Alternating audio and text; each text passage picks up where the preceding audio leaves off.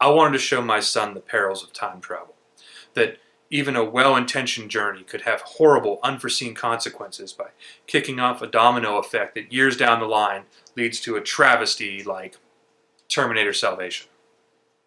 I made my son watch The Terminator. The Terminator was directed by James Cameron before he moved to his one-movie-a-decade schedule. It was written by Cameron and Gale Ann Hurd, who were later legally required to give thanks to Harlan Ellison for his story, Soldier. It stars Arnold Schwarzenegger, Michael Biehn, and Linda Hamilton.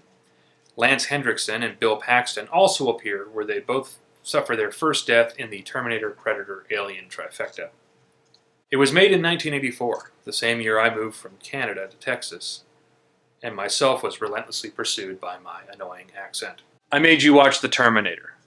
Why don't you tell everyone what it was about? The Terminator is about Arnold Schwarzenegger being sent back in time from the future of 2029, sent to kill the leader of the human rebellion, the leader of the human rebellion's mother, Sarah Connor. And it's basically the whole movie Sarah Connor being chased by the Terminator. What was your favorite part of the movie? My favorite part is when the Terminator goes into the gun store and just starts naming all the guns, but then he mistakenly names his plasma rifle. It's funny. What did you like about the movie in general?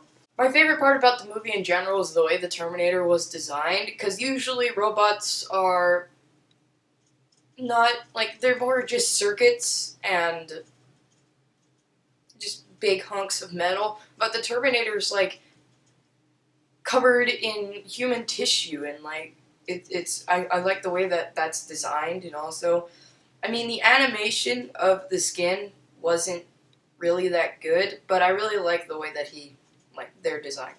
Is there any parts you didn't like? The part where you covered my eyes. Well, that's good parenting.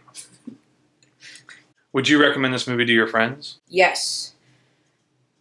The concept of the Terminator was great. The action is, if you like robots killing people. And one part you should censor, parents, hotel scene. That's all I gotta say. That was a good scene. Now we ask the question, am I a bad parent? This movie was rated R, and I don't think anyone left the theater initially and turned to their friend and said, hey, I wonder why that was rated R. According to the IMDb Parents Guide, for sex and nudity, there are 2 instances of non-sexual male nudity. Buttocks are seen. From a distance, you see a naked man walking towards the camera. Frontal nudity can be seen, but it's not obvious due to him being in the shadows. And I honestly don't think we had to worry about this as kids watching it on VHS, but with Blu-ray, yeah, you can see Arnold Schwarzenegger. I don't know who writes these, but I swear they've written letters to Penthouse. Matt and Ginger are very briefly shown having sex. There's thrusting. And he is on top with his head up her tank top, obscuring the view of her breasts. The scene is maybe 6 seconds long. They go on to write that Sarah Connor and Kyle Reese are shown having sex in bed. We see Sarah Connor's bare breasts. It's kind of dark, but still pretty visible. And we only see them from the waist up. Reese is shown repeatedly fondling her breasts. We see some mild thrusting and hear some brief sexual moaning.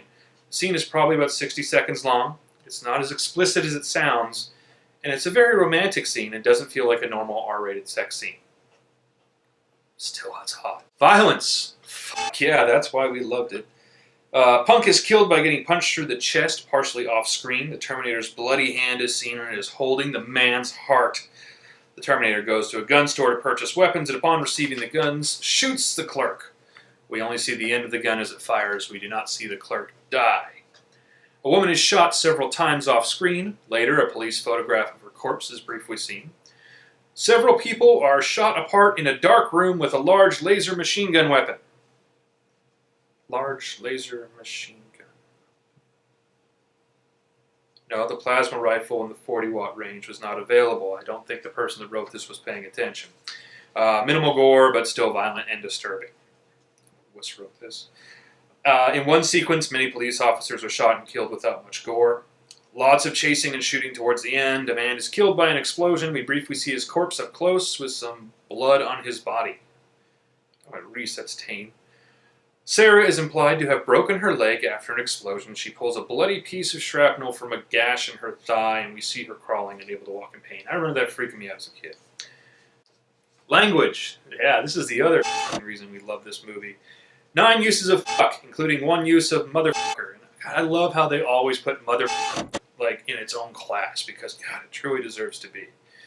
A few of these are seen written when the Terminator looks through its programming to find an insult, and as it scrolls through the list of curses, several, including the F word, are seen, and we all know he finally goes with fuck you, asshole. Shit is said a few times. Asshole is also said, along with milder language, hell, damn, bastard, etc. So it is on the extreme side. Like when we're on a family road trip and someone has to pee after we just stopped, and I scream at them like, we're not stopping again, why didn't you go? Hold it, and then I just swear under my breath constantly, like loud enough for everyone to hear until we get to the next exit, because I'm not really going to make them wait until we find the next rest stop to go to the bathroom. But my son does now know the perils of time travel. So there's that.